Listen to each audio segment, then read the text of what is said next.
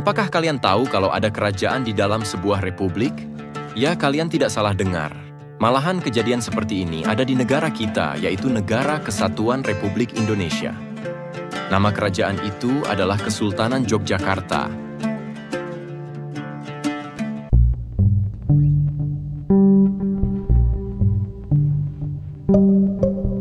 Kesultanan Yogyakarta atau Kesultanan Ngayogyakarta Hadiningrat berdiri pada tahun 1755 melalui Perjanjian Giyanti yang menjadi titik penting dalam sejarah kerajaan ini. Berikut ini adalah rangkuman tentang sejarah berdirinya Kesultanan Yogyakarta. Latar belakang konflik di Kerajaan Mataram. Pada abad ke-18, Kerajaan Mataram yang berpusat di Jawa mengalami krisis internal dan konflik berkepanjangan dengan Belanda. Salah satu pemicunya adalah intervensi yang dilakukan oleh VOC atau Perusahaan Dagang Hindia Timur Belanda yang ingin menguasai lebih banyak wilayah di Jawa.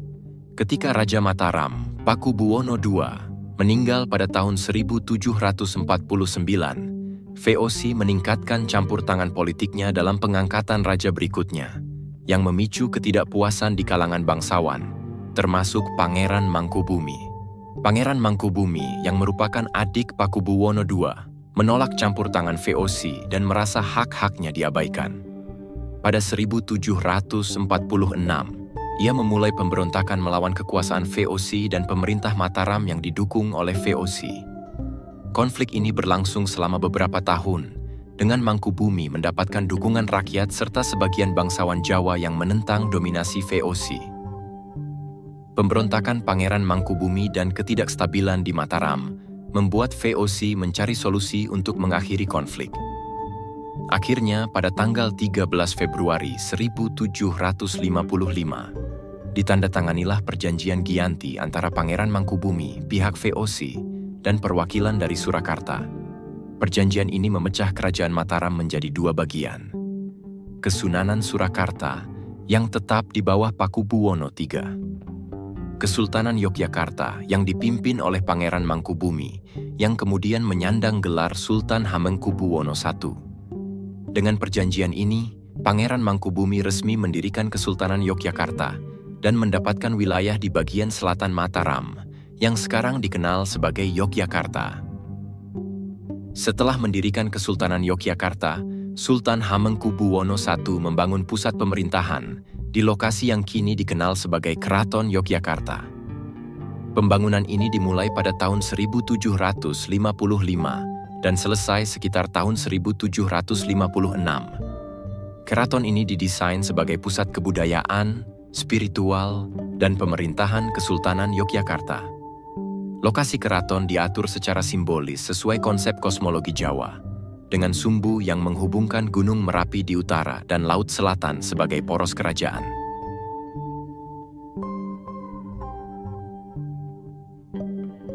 Sebagai pemimpin pertama, Sultan Hamengkubuwono I menegaskan identitas dan kemandirian Yogyakarta, meski tetap dalam pengaruh politik VOC. Beliau juga mengembangkan berbagai aspek budaya, seni, dan sastra di wilayah Yogyakarta, yang menjadikan kesultanan ini pusat kebudayaan Jawa yang kaya. Kesultanan Yogyakarta terus bertahan hingga masa penjajahan Belanda dan Jepang, bahkan memiliki peran penting dalam kemerdekaan Indonesia. Setelah kemerdekaan, Yogyakarta dianugerahi status istimewa sebagai Daerah Istimewa Yogyakarta, dengan Sultan sebagai gubernur, sebuah bentuk penghormatan atas kontribusi Yogyakarta bagi Indonesia.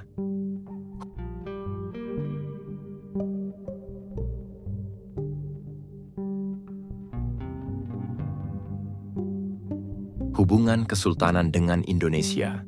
Sebelum Indonesia merdeka, hubungan Kesultanan Yogyakarta dengan pemerintah Indonesia memang belum terbentuk secara resmi karena Indonesia saat itu masih berada di bawah penjajahan, pertama oleh Belanda dan kemudian Jepang.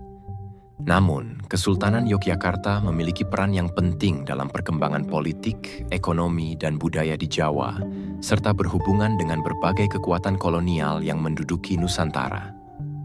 Berikut adalah gambaran hubungan Kesultanan Yogyakarta dengan pemerintah kolonial dan awal-awal keterlibatannya dalam gerakan menuju kemerdekaan.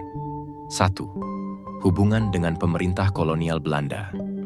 Pada masa penjajahan Belanda, Kesultanan Yogyakarta menjalani hubungan yang rumit dengan pemerintah kolonial. Setelah Perjanjian Giyanti 1755 dan pendirian Kesultanan Yogyakarta, Sultan Hamengkubuwono I serta penerusnya harus berurusan dengan berbagai kebijakan VOC dan kemudian pemerintah kolonial Hindia Belanda. Belanda sering mengintervensi urusan internal kesultanan, mengawasi kebijakan dan pergerakan politik di Yogyakarta, agar tetap sesuai dengan kepentingan mereka. Belanda menetapkan berbagai kebijakan perdagangan, pajak, dan mengatur perjanjian politik yang memperkuat kontrol mereka. Sultan Hamengkubuwono II dikenal sebagai tokoh yang paling berani menentang Belanda, terutama saat Perang Diponegoro. Namun Belanda berhasil mengendalikan kesultanan dan membatasi kekuasaan kesultanan melalui kebijakan administratif.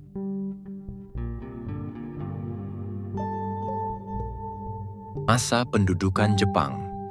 Ketika Jepang menduduki Indonesia pada tahun 1942, pendekatan mereka terhadap Yogyakarta lebih lunak dibandingkan Belanda.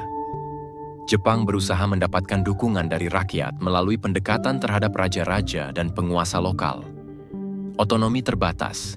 Jepang memberikan otonomi terbatas kepada para raja, termasuk Sultan Yogyakarta, meskipun tetap memantau dengan ketat kegiatan pemerintahan dan ekonomi.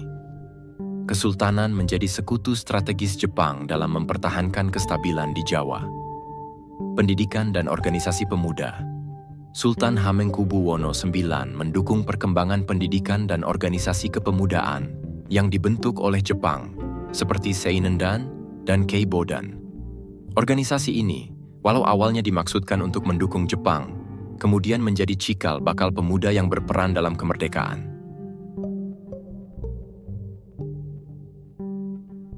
Keterlibatan Sultan Hamengkubuwono IX dalam gerakan kemerdekaan. Sultan Hamengkubuwono IX yang naik takhta pada tahun 1940, diam-diam mendukung pergerakan nasional Indonesia.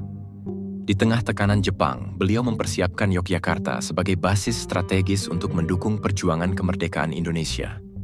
Sultan juga memiliki hubungan dengan tokoh-tokoh pergerakan dan nasionalis Indonesia. Persiapan kemerdekaan. Sultan Hamengkubuwono IX memiliki visi untuk memerdekakan Indonesia, dan ia berperan sebagai pemimpin lokal yang pro-kemerdekaan. Beliau mempersiapkan Kesultanan Yogyakarta menjadi daerah yang stabil dan siap mendukung pemerintah Indonesia yang baru merdeka. Setelah proklamasi kemerdekaan Indonesia pada 17 Agustus 1945, Sultan Hamengkubuwono IX dengan cepat menyatakan dukungan terhadap Republik Indonesia. Pada 5 September 1945, Sultan dan Paku Alam VIII mengeluarkan maklumat yang menyatakan bahwa Yogyakarta bergabung dengan Indonesia sebagai daerah istimewa. Keputusan ini menjadikan Kesultanan Yogyakarta salah satu pendukung pertama kemerdekaan Indonesia, dan Sultan Hamengkubuwono IX berperan sebagai Gubernur Yogyakarta yang pertama. Dengan demikian, hubungan Kesultanan Yogyakarta dengan pemerintah Indonesia, meskipun belum formal sebelum kemerdekaan, memiliki fondasi kuat yang dipengaruhi oleh peran Sultan dalam mendukung perjuangan kemerdekaan.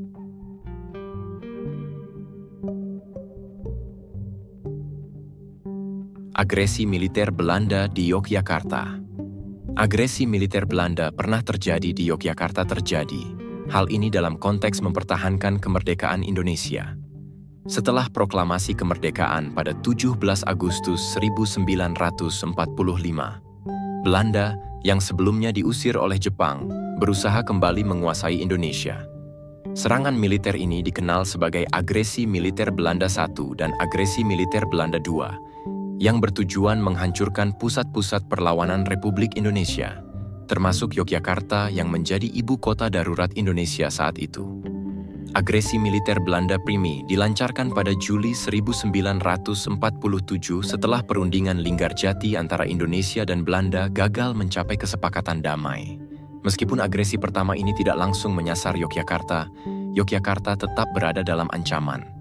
Pasukan Belanda bergerak menguasai wilayah di Jawa Barat dan Jawa Timur yang berada di bawah pemerintahan Indonesia, berusaha melemahkan Republik secara militer dan ekonomi. 19 Desember 1948. Agresi militer Belanda kedua secara langsung menyasar Yogyakarta karena pada masa itu, Yogyakarta merupakan ibu kota Republik Indonesia setelah Jakarta jatuh ke tangan Belanda. Agresi ini dikenal juga sebagai Operasi Kraai, Operasi Gagah, dan menjadi momen yang sangat krusial dalam sejarah perjuangan kemerdekaan Indonesia. Pada tanggal 19 Desember 1948, Belanda melancarkan serangan mendadak terhadap Yogyakarta melalui serangan udara dan darat. Tujuan utama mereka adalah menangkap pimpinan Republik. Dalam serangan ini, Belanda berhasil menangkap beberapa pemimpin penting Republik Indonesia, termasuk Presiden Soekarno, Wakil Presiden Muhammad Hatta, dan Perdana Menteri Sultan Syahrir. Para pemimpin ini kemudian diasingkan ke Sumatera, menghancurkan basis Republik. Belanda berharap bahwa dengan menguasai ibu kota dan menangkap para pemimpin, perlawanan rakyat Indonesia akan melemah dan Republik akan runtuh. Setelah agresi militer Belanda II, kondisi di Yogyakarta masih tegang, tetapi semangat perjuangan tidak luntur. Sultan Hamengkubuwono IX bersama Jenderal Sudirman dan Letkol Soeharto mengatur serangan umum 1 Maret 1949 sebagai balasan untuk menunjukkan kepada dunia bahwa Indonesia masih ada dan berjuang. Tujuan serangan. Serangan umum ini bertujuan menguasai Yogyakarta selama beberapa jam sebagai bukti bahwa Republik Indonesia masih memiliki kekuatan. Dalam serangan itu, TNI berhasil merebut Yogyakarta selama sekitar 6 jam, yang memberikan dampak besar bagi diplomasi internasional. Dampak diplomatik. Serangan umum ini membuktikan kepada dunia internasional bahwa Republik Indonesia masih ada dan memiliki dukungan rakyat, menambah tekanan pada Belanda dalam diplomasi internasional. Agresi militer Belanda kedua dan perlawanan rakyat yang gigih di Yogyakarta serta daerah lainnya mengundang reaksi keras dari dunia internasional. PBB menekan Belanda untuk menghentikan operasi militernya dan kembali ke meja perundingan. Akhirnya, pada tahun 1949, diadakan konferensi meja bundar di Den Haag, yang menghasilkan pengakuan kedaulatan Indonesia pada 27 Desember 1949. Peran Yogyakarta dalam mempertahankan kemerdekaan Yogyakarta memiliki peran sentral dalam mempertahankan kemerdekaan Indonesia. Keberanian Sultan Hamengkubuwono IX serta pemimpin militer seperti Jenderal Sudirman dan Letkol Soeharto menjadi inspirasi besar bagi perjuangan bangsa. Yogyakarta menjadi bukti kekuatan dan ketahanan Indonesia dalam menghadapi kolonialisme dan mempertahankan kemerdekaan yang telah diproklamasikan.